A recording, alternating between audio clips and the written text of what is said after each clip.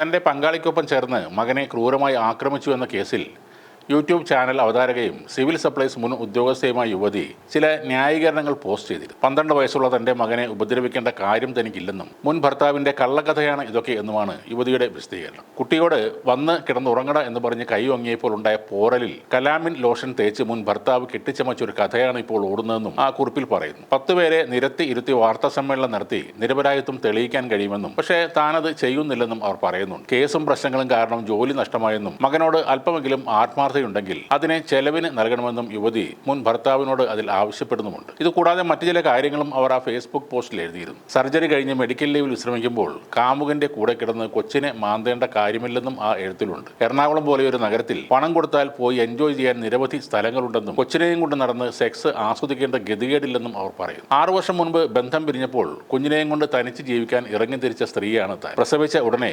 കൊന്നുകളയാതിരുന്നതാണ് ചെയ്ത തെറ്റെന്നും ആ കുറിപ്പിൽ പറയുന്നു. കൗമാരക്കാരനായ മകന് പെരുമാറ്റ വൈകല്യമുണ്ടെന്നും ഇത് ചികിത്സിക്കാൻ കൗൺസിലിംഗ് നൽകാനും താൻ കൊണ്ടുപോയിരുന്നുവെന്നും അവർ പറയുന്നുണ്ട്. അമ്മയോട് മകന് ഒബ്സഷൻ ആണെന്നാണ് അവർ പറഞ്ഞതെന്നും കുട്ടി പ്രശ്നമുണ്ടാക്കിയപ്പോൾ ഒരിക്കൽ പോലീസുകാർ വന്നാണ് അവനെ അനുനയിപ്പിച്ചതെന്നും കൂടി വിശദീകരിക്കുന്നുണ്ട്. സുഹൃത്തുക്കളാണ് തന്റെ ആശുപത്രിവാസക്കാലത്തും മോശം സമയങ്ങളിലും ഒപ്പം നിന്നിട്ടുള്ളതെന്നും വീട്ടിലെ ഒരു മുറി തന്നെ അവർക്കായി ഉള്ളതാണെന്നും യുവതി പറയുന്നു. കൂടുതലായും ആ പോസ്റ്റിൽ അവർ എഴുതിയിരിക്കുന്നത് ആ കുഞ്ഞിന്റെ കുറ്റങ്ങളും കുറവുകളും തന്നെയാണ്. എന്നാൽ ഇവരെയും ആ കുഞ്ഞിനെയും ഒക്കെ അറിയാവുന്നവർ പറയുന്നത് വേറെ ചില കാര്യങ്ങളാണ്. ഈ സ്ത്രീ പുതിയതായി ഇട്ടിരിക്കുന്ന പോസ്റ്റ് ആ കുട്ടിയെ പബ്ലിക്കലി ഇൻസൾട്ട് ചെയ്യുന്നതാണ്. മെന്റലി ടോർച്ചർ ചെയ്യുന്ന രീതിയിലാണ്. അവന്റെ വ്യക്തിപരമായ കാര്യങ്ങൾ, സൈക്യാട്രിക് കൺസൾട്ടേഷൻ ഉൾപ്പെടെയുള്ള കാര്യങ്ങൾ സോഷ്യൽ മീഡിയയിലേക്ക് ഇട്ടുകൊടുക്കുന്ന രീതിയിലാണ് അവരുടെ പോസ്റ്റ്. ഈ കുട്ടിയുടെ ഒപ്പം പഠിക്കുന്ന മറ്റു കുട്ടികൾ ഇതൊക്കെ അറിഞ്ഞ് അവനോട് എങ്ങനെയാകും ഇനി പെരുമാറുന്നതെന്ന് ഇവർ ആലോചിച്ചിട്ടില്ല. മൈനറായ ഒരു കുട്ടിയെ പരസ്യമായി അപമാനിക്കുകയാണ് അല്ലെങ്കിൽ പരിഹസിക്കുകയാണ് സ്വന്തം അമ്മ.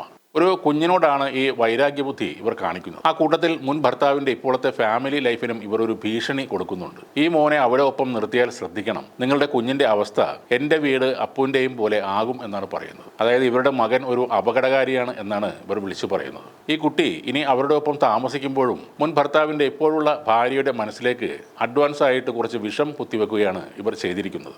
അമ്മയും അച്ഛനും ചെറിയ പ്രായത്തിലെ വേർപിരിഞ്ഞു. അമ്മയോടൊപ്പം പോകണം എന്ന് പറഞ്ഞ് കൂടെ വന്ന ഒരു കുട്ടിയാണ് ഇത്. അവനെയാണ് ഒരു ടോക്സിക് ആക്കി, ക്രിമിനലാക്കി, സൈക്കോ ആക്കി, പഠിക്കാത്തവൻ ആക്കി ചിത്രീകരിക്കുന്നത്. പ്രസവിച്ച കുഞ്ഞുങ്ങളെ ആൺ സുഹൃത്തുക്കൾക്കൊപ്പം ചേർന്ന് കൊല്ലുന്ന കുറച്ച് അമ്മമാരുള്ള നാട് തന്നെയാണിത്. ഒരുതരം വൈരാഗ്യ ബുദ്ധിയാണ് ഈ സ്ത്രീക്കുള്ളത്. ആ കുട്ടി ഇനി അവന്റെ അച്ഛന്റെ ഒപ്പം, പെറ്റമ്മ അല്ലെങ്കിലും സ്നേഹമുള്ള ഒരു അമ്മയ്ക്കൊപ്പം നന്നായി ജീവിക്കണം. പെറ്റമ്മയ്ക്ക് ഇഷ്ടപ്പെട്ടവരുടെ കൂടെ ജീവിക്കാം. നടുക്ക് കിടക്കാനായി കുഞ്ഞ് കയറി വരികയുമില്ല. ദയവായി ആ കുഞ്ഞിനെ വെറുതെ വിടുക, അവൻ സന്തോഷമായി ജീവിക്കട്ടെ. നിങ്ങൾ ആ പോസ്റ്റ് ഡിലീറ്റ് ചെയ്തിട്ടുണ്ട് എങ്കിലും അടുത്ത കാലത്ത് കണ്ട ഏറ്റവും ക്രൂരമായ ഒരു ഫേസ്ബുക്ക് അതുതന്നെയാണ് എന്ന കാര്യത്തിൽ ഒരു സംശയവുമില്ല.